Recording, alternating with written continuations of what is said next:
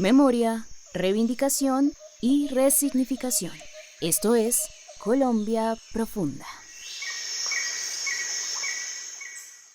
Muy buenos días a todos ustedes. Un abrazo cordial, dependiendo del uso horario donde se encuentren. Bienvenidos una vez más a Contraportada Digital y con este resumen semanal de la periferia profunda desde acá de la ciudad de Medellín. Con ustedes, Saúl Ignacio Peláez Arango, para llevarles la mejor parte de la información. Hoy, 1 de agosto, el 8º mes del año. En Medellín estamos con cielo totalmente despejado, con un sol radiante, con un sol impresionante, y me alegro mucho esta nueva oportunidad para estar con ustedes. Vamos a empezar con lo que pasó el pasado viernes, hace 8 días,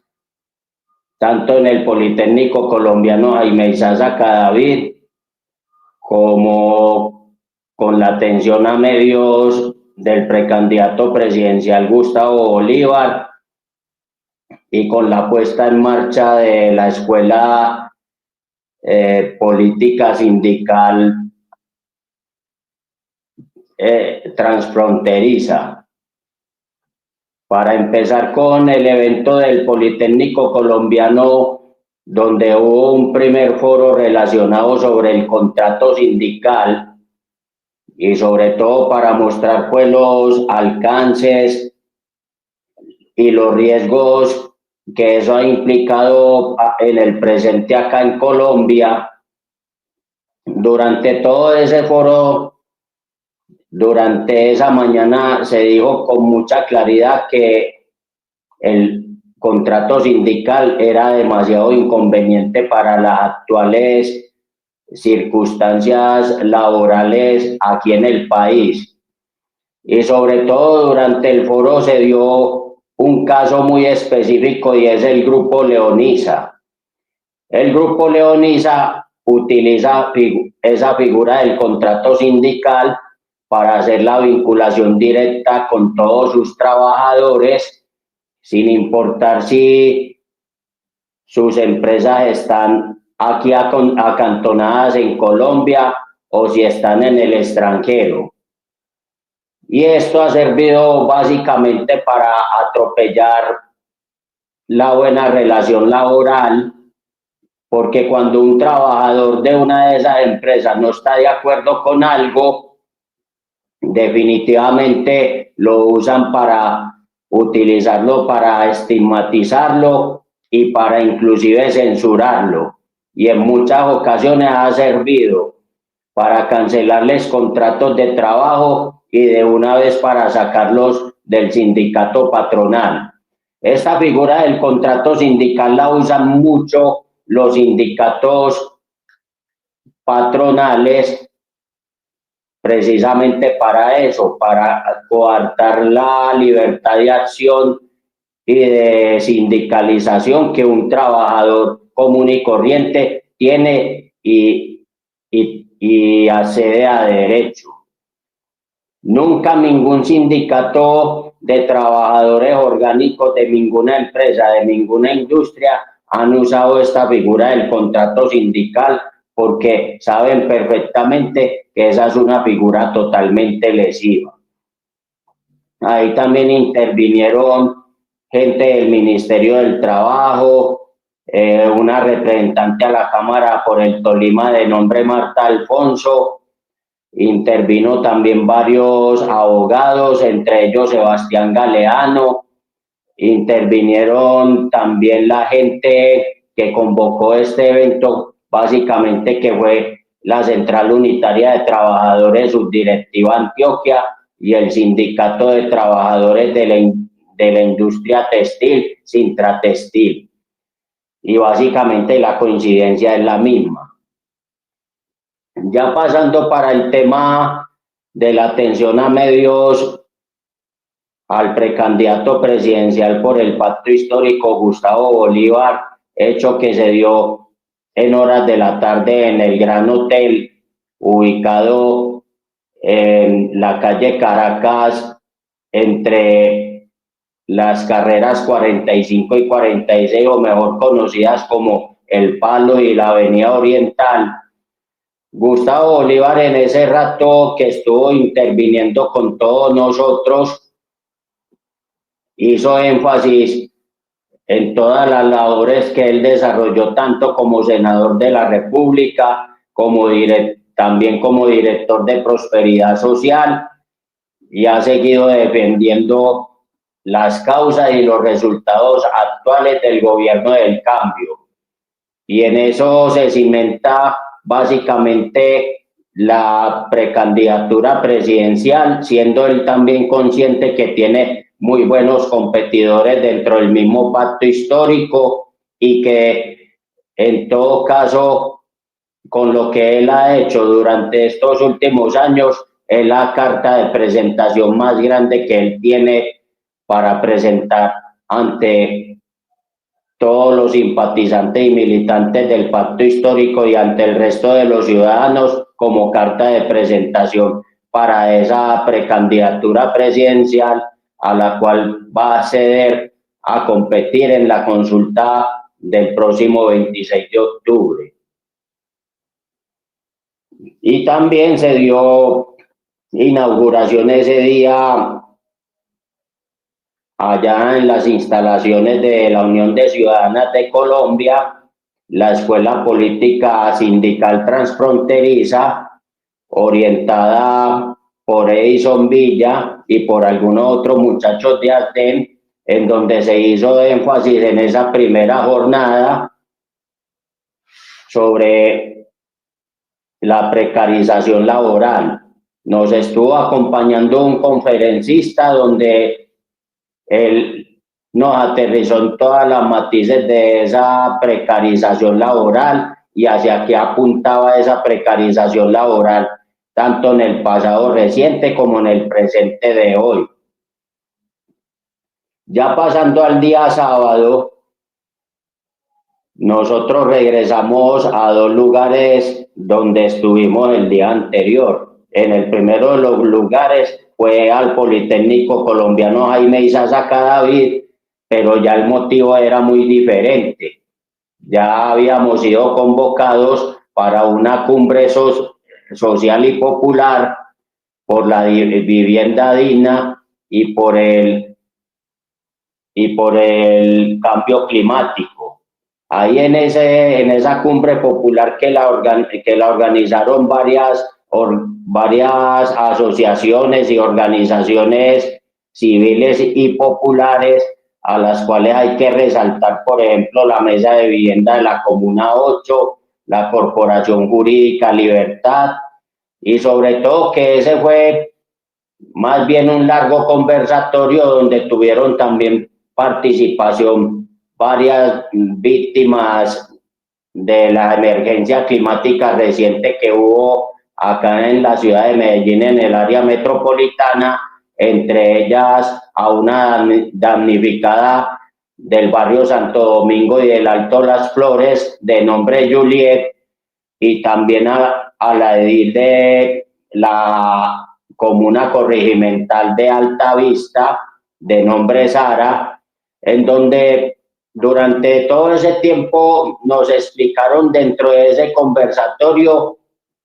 que ninguna de las dos tenían demasiadas ilusiones con respecto al tema de la institucionalidad, porque en las dos circunstancias anteriores, tanto cuando hubo los deslaves en el corregimiento de Altavista, como cuando se presentó ese super deslave allá en Santo Domingo Sabio y en el Alto de las Flores, lo mismo que en la vereda Granizal de el municipio vecino de Bello, infortunadamente la institucionalidad brilló por su ausencia, en función de que ellas necesitaban un concurso más potente de ellas, y que mientras tanto esa institucionalidad representada en el alcalde de Medellín, Federico Gutiérrez, y en la alcaldesa de Bello, Lorena González Ospina, brillaban por su ausencia no solo física, sino la ausencia que eso requiere, la atención que los damnificados y las víctimas de esos deslaves necesitaban al tanto, necesitaban al corriente inmediato, y que muchas otras organizaciones sociales y corporaciones diversas sí permitieron de alguna manera realizar esa ayuda, esa movilización, sobre todo porque en ambas partes, tanto en Altavista como en Santo Domingo y en el Alto de las Flores, el principal déficit de estas víctimas de la emergencia climática está muy correlacionada con la vivienda, y sobre todo si estamos hablando de una vivienda digna. Y el otro,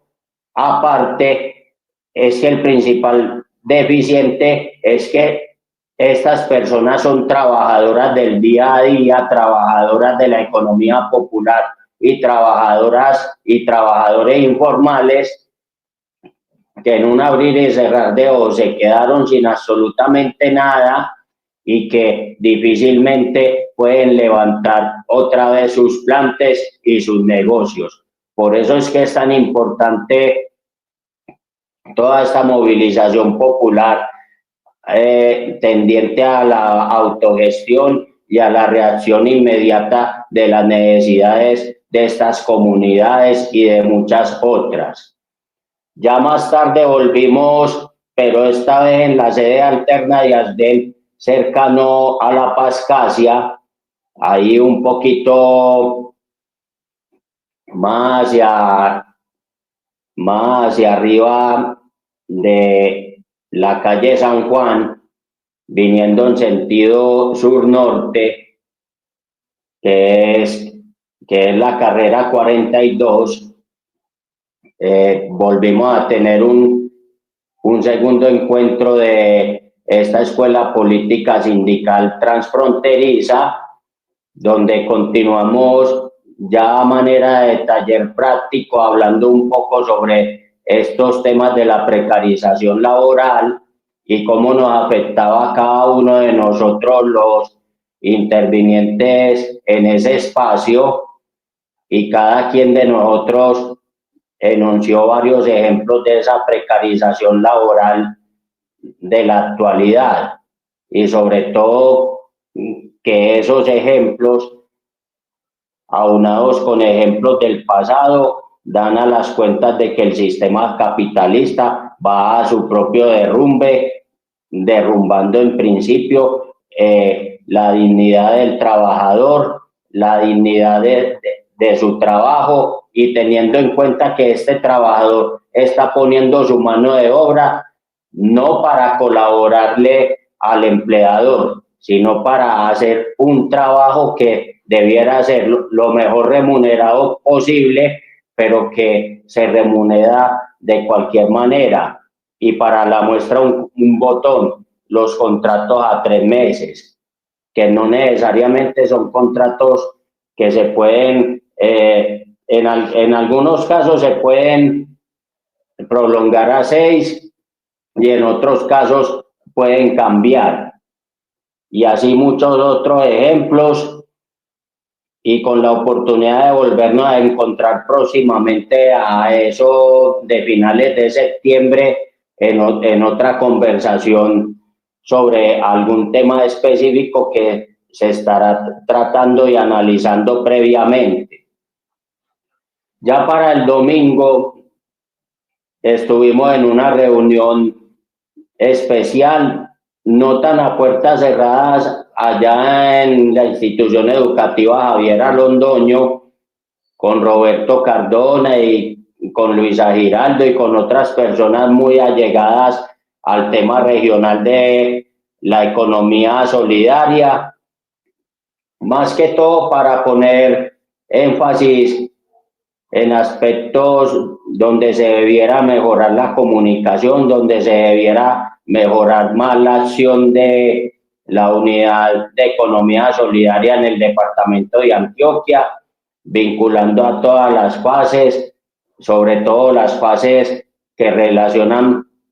con la economía popular y con otro tipo de economías directas, y que ese tema de la comunicación es fundamental para recuperar confianza y recuperar credibilidad en todo este proceso, sobre todo porque se tenía ambicionado un evento para el próximo 2 de agosto, pero este tuvo que ser postergado, y esa reprogramación se orientará en los próximos días de parte de la Unidad Regional de Economía Solidaria, y estaremos pendientes de ella. Ya el lunes fue un día muy especial, y fue bastante especial porque ese fue el día donde el fallo y su sentido del mismo de parte de la juez Sandra Liliana Heredia acerca de cómo iba a ser la condena definitiva al expresidente Álvaro Uribe Vélez, relacionados con 2 delitos: soborno y fraude procesal, en un proceso donde se implicó en principio al actual senador de la República, Iván Cepeda Castro, pero que, viendo la naturaleza de todas las denuncias que Álvaro Uribe Vélez hizo en principio, y que esas denuncias no tenían soporte cierto, no tenía soporte jurídico, y que estas denuncias habían sido infundadas, y que posteriormente fue absuelto Iván Cepeda Castro de las mismas, comenzó un proceso donde, aparte de ser víctima Iván Cepeda Castro, también resultaron víctimas Juan Guillermo Monsalve, uno de los testigos estrella de todo este juicio, porque él estuvo vinculado a todo el proceso de lo que pasó en la hacienda Guacharacas, allá en el nordeste antioqueño, durante muchos años, no solamente con el proceso del paramilitarismo relacionado con el bloque metro de las autodefensas, sino tendientes al tema del narcotráfico y al tema de el saqueo de combustibles por el paso del poliducto de Sebastopol entre zona rural de Yondó, Casabe y Puerto Berrío hacia la ciudad de Medellín, y en continuidad hacia el eje cafetero con destino final a Cartago. Y su exmujer, en el caso de Juan Guillermo Monsalve, de Yanira Gómez. Todo este proceso,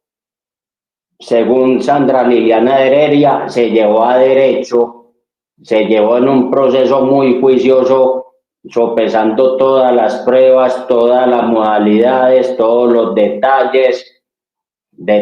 muy amplios, detalles de más de 1000 páginas que no se leyeron durante todo el tiempo, y fueron más de 12 horas de lectura de ese sentido de lo que va a ser el fallo definitivo, que va a ser para el día de hoy a partir de las 2 de la tarde, y que ya todo el país sabe que Álvaro Uribe Vélez va a ser procesado por 2 delitos: por soborno y por fraude procesal. Y en especial con Juan Guillermo Monsalve, porque él fue intimidado varias veces en varias cárceles del país donde él ha estado pagando su reclusión, y donde muchas veces Álvaro Uribe Vélez y sus respectivos abogados intentaron que él modificara su verdadera versión de los hechos, y que afortunadamente Juan Guillermo Monsalve no se dejó de envolver para eso. Y afortunadamente este va a ser un primer paso para que la justicia colombiana vuelva a crecer y vuelva a creerse en ella. Y vamos a estar pendientes hoy a las 2 de la tarde la confirmación de esa sentencia y la naturaleza de la misma. A ver, pasemos al día martes, que después de muchos días de ausencia volvimos al Solar del Águila a hacer un acompañamiento a una de esas charlas que se dan allí los martes. Volvimos a acompañar a Juan Fernando Ospina y esta vez con Úrsula Jaramillo, con un tema muy excelente que se tituló ¿Y por qué los ríos no corre el agua azul? Y Úrsula Jaramillo durante toda la charla hizo mucha mención a nuestro río madre, el río Aburrá o río Medellín, el mismo río que nace desde la vereda San Miguel en el municipio de Caldas y que cuando se encuentra con la desembocadura del río Guadalupe,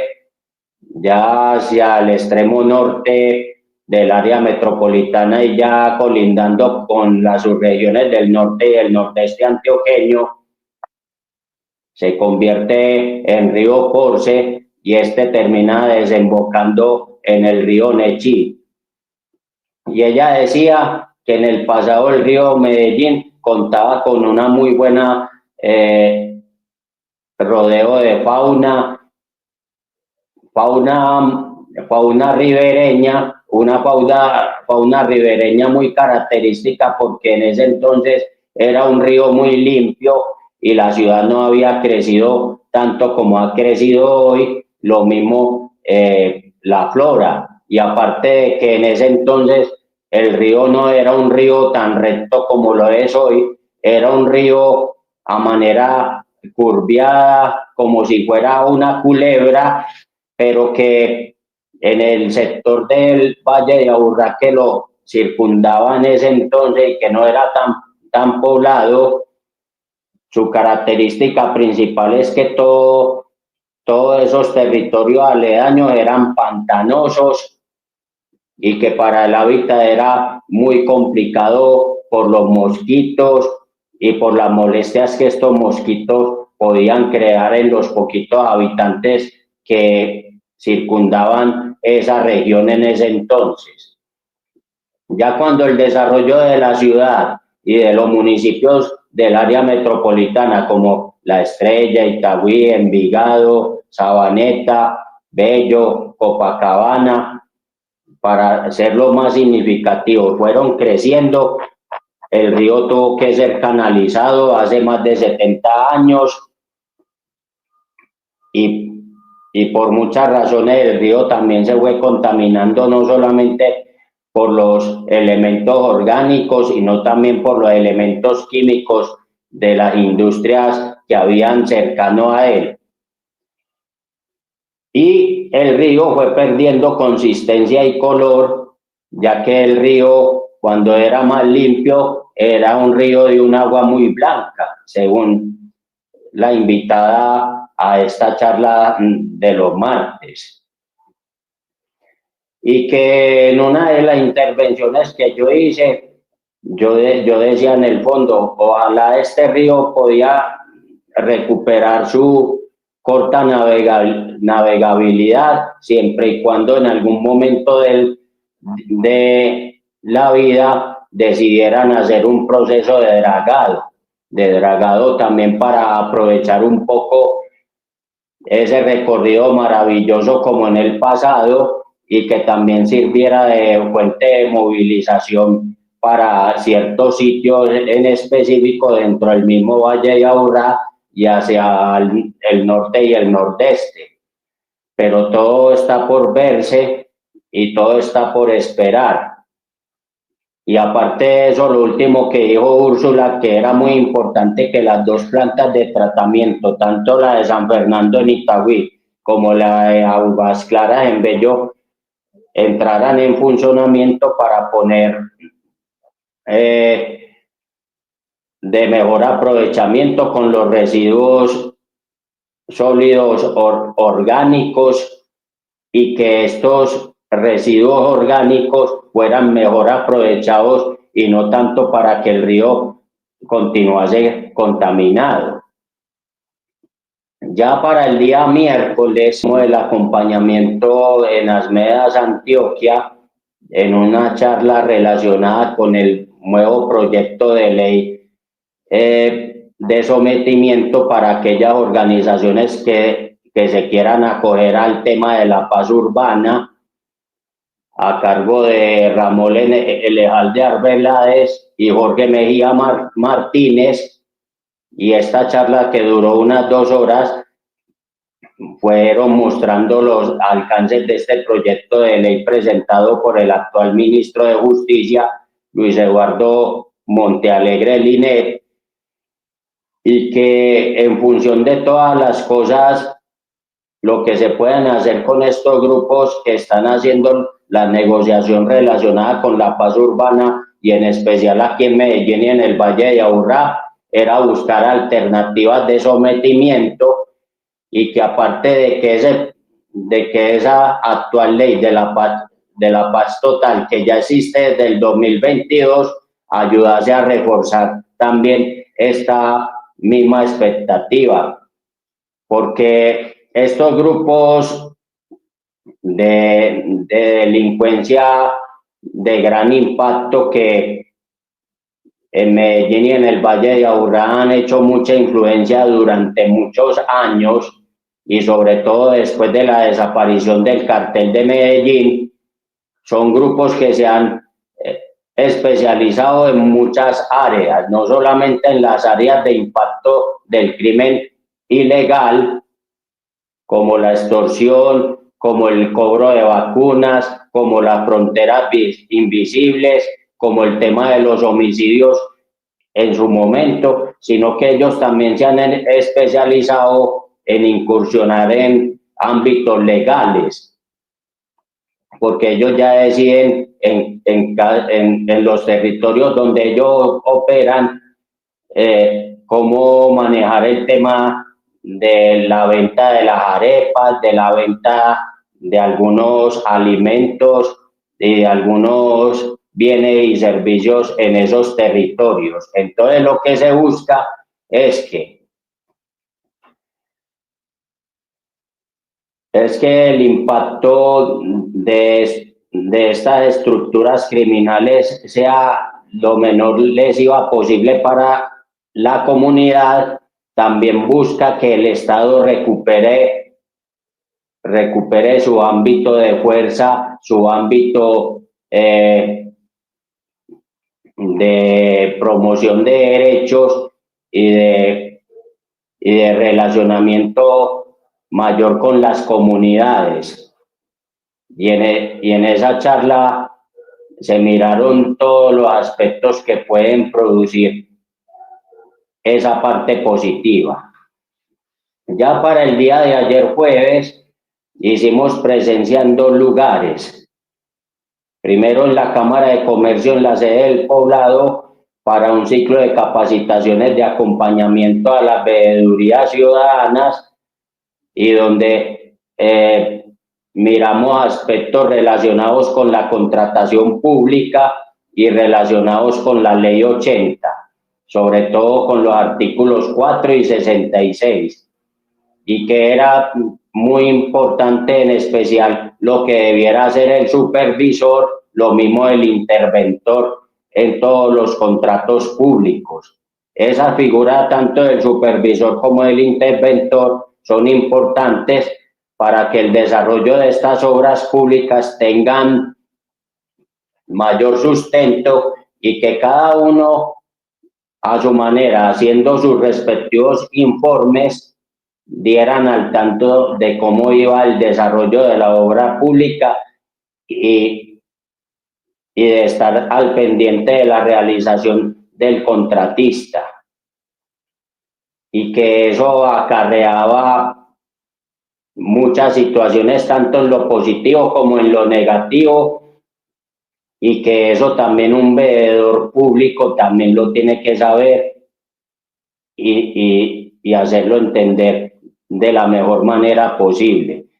En la tarde también estuvimos en el Jardín Botánico acompañando a la veeduría ciudadana de Todos por Medellín en dos conversatorios relacionados con el tema del cambio climático, la emergencia climática y sobre la importancia del sistema interactivo de alertas tempranas del Valle de Aburrá, mal llamado CIATA, para poder hacer las predicciones sobre la calidad del aire, sobre lo que puede ocurrir con eventos climáticos adversos y anticipar un poco a muchos fenómenos que se dan dentro de la ciudad y del área metropolitana. Este conversatorio también hizo parte representantes de la Mesa de Vivienda de la Comuna 8, también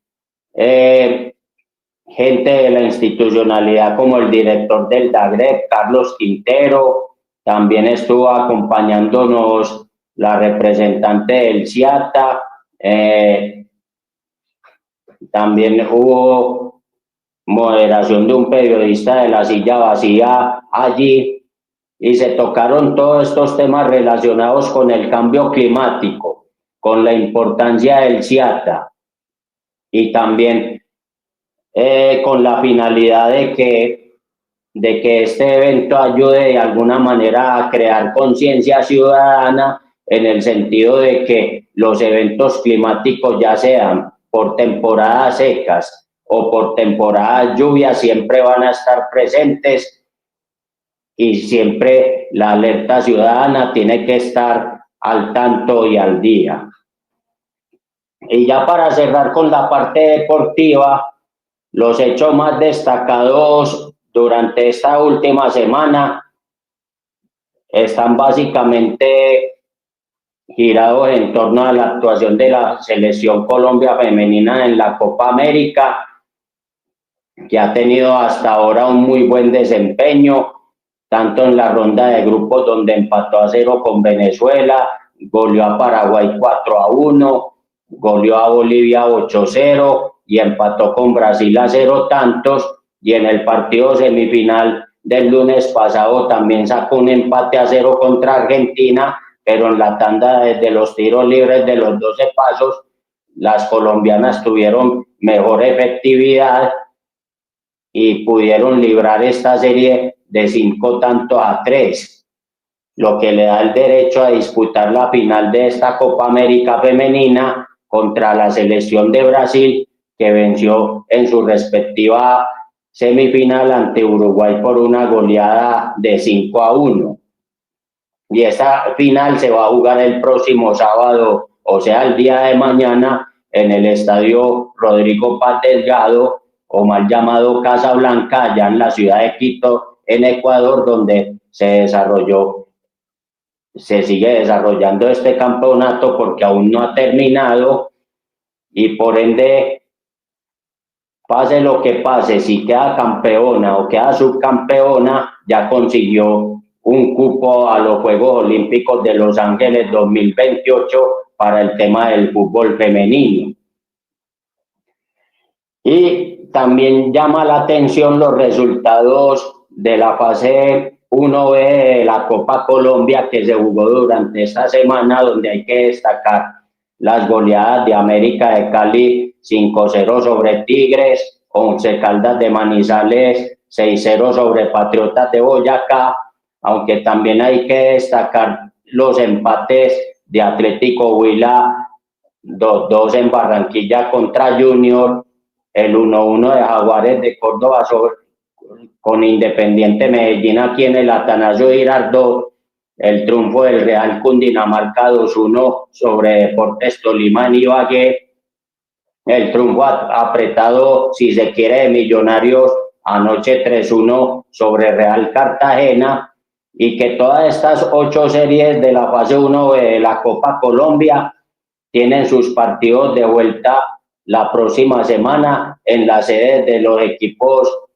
de la B que estuvieron en los cuadrangulares semifinales del primer semestre, destacándose, por ejemplo, el partido entre Atlético Huila y Atlético Junior, Jaguares de Córdoba contra Independiente Medellín, Real Cartagena contra Millonarios, Real Cundinamarca contra Deportes Tolima, entre muchos otros. Y ya definitivamente en el cierre, resaltando pues que un corredor africano volvió a vencer una vez más en una edición de la media maratón de Bogotá. Estamos hablando de Filemón Kiplimo, que invirtió un poco menos de 1 hora 3 minutos infracción en el desarrollo de estos 21 kilómetros por las principales calles de Bogotá. Y desde hace mucho rato no hay victoria de atleta colombiano, ni en la rama masculina, ni en la rama femenina. La última de esas victorias se consiguió en el año 2004 de cuenta de Alirio Carrasco, y desde ese entonces no se ha podido volver a celebrar con ningún otro atleta colombiano en la media maratón de Bogotá. Hay que decir que el mejor atleta colombiano destacado en la rama masculina fue Iván González, ocupando la 9ª posición. Y eso es todo por ahora, amigos y amigas de la Periferia Profunda, aquí dentro de nuestro resumen semanal en Contraportada Digital. Gracias a todos ustedes por acompañarnos. Un abrazo a toda semana tras semana acá en Contraportada Digital, y a todos los amigos y compañeros columnistas que también hacen un trabajo muy loable en cada uno de sus apuestas, y les puedo desearles un feliz día, un feliz fin de semana y un abrazo cordial para todos.